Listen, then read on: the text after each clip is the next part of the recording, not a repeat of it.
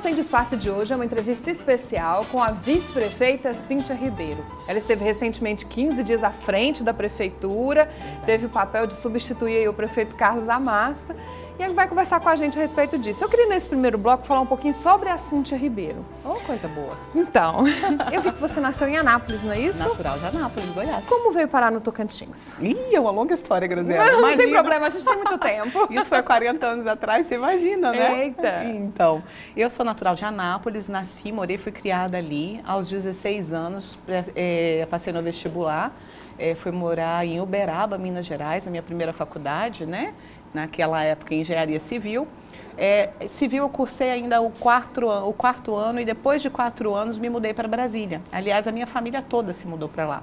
Naquela época, minha mãe e as minhas irmãs ficavam em Anápolis. O meu pai já tinha um comércio em Brasília, então ele passava os dias da semana em Brasília, os finais de semana conosco em Anápolis, e eu havia me mudado para Uberaba. Então, assim, ficava minha mãe com as minhas 2 irmãs, ele em Brasília, então eram 3 despesas diferentes, 3 casas diferentes e um processo familiar um pouco diferente daquilo que a gente havia sido acostumada, né? Isso aconteceu coincidentemente com a minha saída para ir fazer faculdade fora. Então, em 97, 98, meu pai resolveu que, de fato, não dava para ficar. Filhos num lugar, esposa em outro, né? E uma filha em uma outra cidade. Então, resolveu juntar todo mundo e ir para Brasília. E nem precisa eu te dizer que foi todo mundo chorando, né? Não. Nós fomos acostumados ali, criados numa cidade interior, com hábitos totalmente diferentes, né? Eu fui aquela criança super sapeca de apertar a campainha e correr, né? De escrever em muro, pisar em cimento fresco, coisas típicas de criança criada assim, né? Numa cidade mais pacata, mais tranquila. E nessa mudança em Brasília, eu comecei a trabalhar no Senado Federal em 1998. Eu trabalhava então na liderança do PPB. Hoje o partido é o PP. E o líder desse partido era o senador Epitácio Cafeteira, do Maranhão. Então foi o meu primeiro contato ali com a política local, né? E também foi a minha primeira experiência trabalhando em um universo de trabalho público, né? Na esfera da administrativa ali pública. E tudo era muito diferente, porque era um cenário, né, muito nada habitual do que eu estava acostumada antes. E embora em Anápolis mesmo, eu fui criada num universo onde os meus amigos, eu estudei com o filho do deputado federal Pedro Canedo, né, estudei com Pedro Paulo Henrique, eu era vizinha de porta do Romualdo Santilo, irmão do nosso ex-governador Henrique Santilo, de Goiás. Então, assim, embora tivesse esse contexto familiarizado ali, a vivência política ela se torna totalmente diferente depois que você está inserida nesse contexto, né?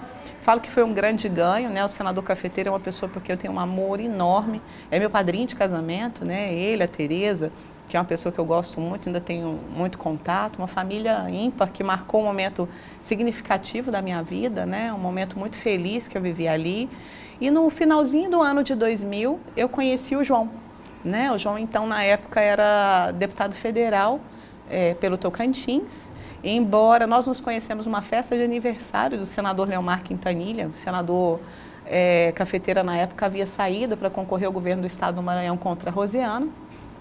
Deixou o senador Leomar Quintanilha como líder do PPB.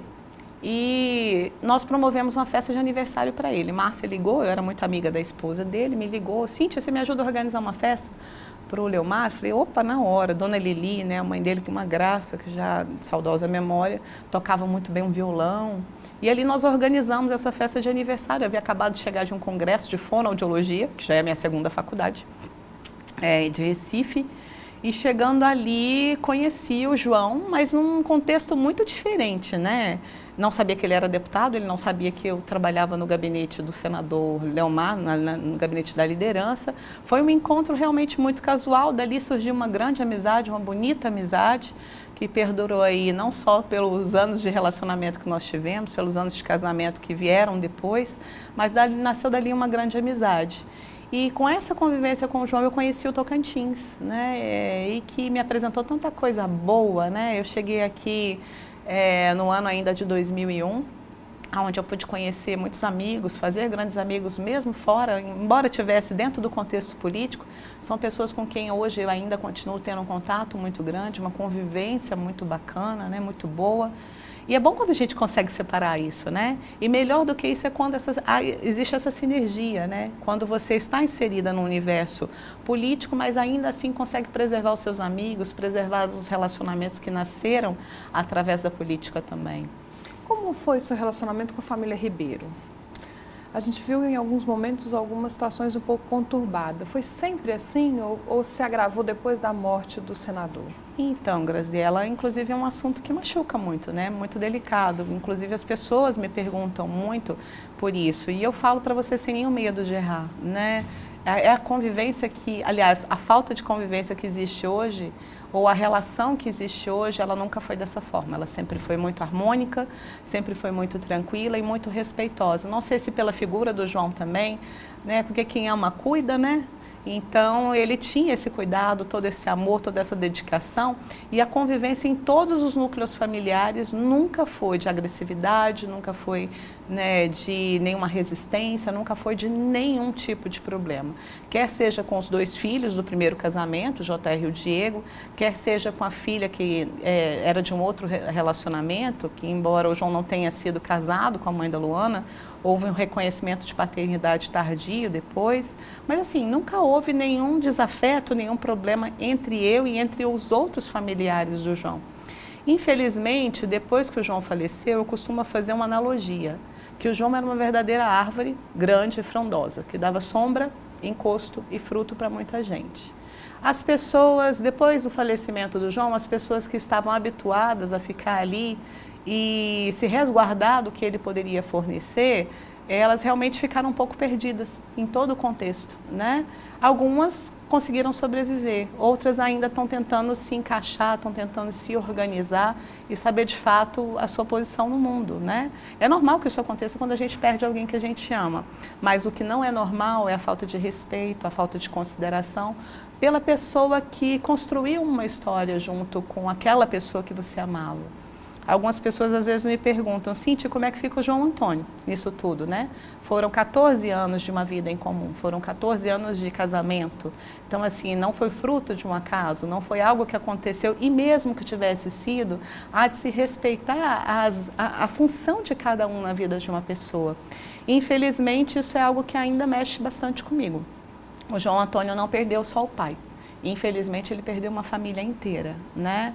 E o que me dói mais ainda é que a maior parte disso está inserido numa briga, numa disputa totalmente desnecessária, porque são pessoas que não são herdeiras, que não têm, né, nem nada que envolva o ponto de vista financeiro, mas que se resguardam na capacidade de serem amparadas por uma outra pessoa que também dividia esse universo político com o João, no caso da minha enteada, da deputada Luana.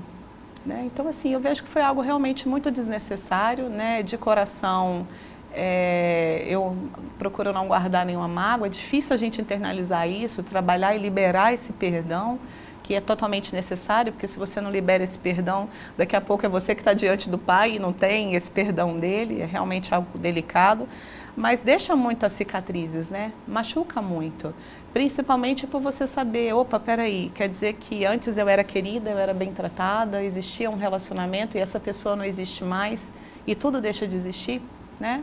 Algumas situações, inclusive, me exigiram uma posição mais firme, né, para que não voltasse a se repetir.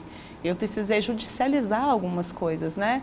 E só depois que eu tomei essa posição, de fato, de deixar as coisas bem claras, é que eu consegui, de uma certa forma, me resguardar, ter mais sossego, né? E dizer, olha, aqui cabe o meu direito, aqui começa o meu espaço, aqui termina o teu, para realmente as pessoas tomarem um pouco de discernimento que as coisas não são bem assim. Ser vítima de cyberbullying, né? De tantos crimes que às vezes as pessoas, olha, crime contra a honra, né? Crime, são tantos crimes assim, às vezes as pessoas falam, mas isso é tão sutil, mas agride e machuca do mesmo jeito, né? Você ser ofendida na sua honra, na tua moral, né? Isso machuca muito. E mais do que isso, não respeitaram a figura do meu filho, que estava no dia desse episódio muito chato, né? Algo que eu não gosto muito de entrar em detalhes, mas que virou uma pergunta recorrente, né? Até porque as pessoas tomaram conhecimento disso e da pior forma, né? Pelas redes sociais, e num momento de extrema fragilidade, tinha apenas 6 meses que o João havia falecido, né?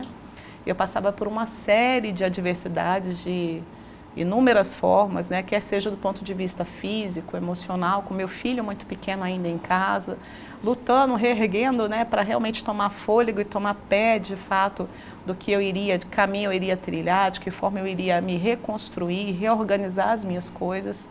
Foi tudo muito desagradável. Mas hoje isso eu acho que é fato superado, né, em todos os sentidos nós realmente conseguimos pontuar e virar a página. Eu pergunto, apesar de ser uma coisa muito pessoal, justamente Sim. por isso, porque as pessoas querem saber como que a Cíntia lida hoje com tudo isso, né? Uma das coisas que você diria que herdou do senador João Ribeiro é essa, não diria paixão pela política, porque você já estava inserida nessa política, mas essa vontade de se candidatar a um cargo público? Então, nós tínhamos algo bem definido, né? Tanto eu quanto o João, que enquanto ele estivesse na vida pública, eu realmente não ocuparia nenhum cargo. Deus sabe de todas as coisas, né? Há um propósito em tudo. E, de fato, eu não sei se o João estando aqui, se eu conseguiria, né, fazer tudo com tanta maestria quanto fazia. De fato, enquanto você faz uma política de bastidores, é difícil você conseguir se imaginar na linha como protagonista, como de fato veio acontecer. Agora, aquilo fica na veia da gente ali, né? É uma vontade imensa de você contribuir de uma outra forma. Agora, o que eu aprendi muito com o João e que eu acho que é um ensinamento maior e que de fato a gente tem que trazer isso para o nosso universo cada dia mais, é de nunca pessoalizar as relações institucionais. Elas, de fato, elas precisam ser mantidas, né? João era uma figura pública como poucos. Eu falo que realmente a figura dele é muito ímpar, né?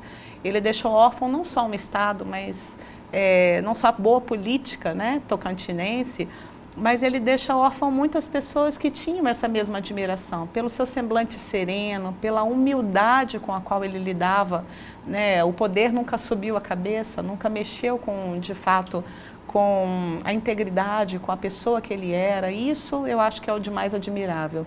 É algo que realmente eu me espelhei e é algo que eu quero trazer para a minha essência. Que o poder, que o mandato nunca me faça mudar, que me deixe a mesma pessoa. Ótimo, no próximo bloco a gente vai falar de política. Oh, coisa boa, Tá melhor bom? parte. E você não sai daí que a gente volta já já. Obrigada.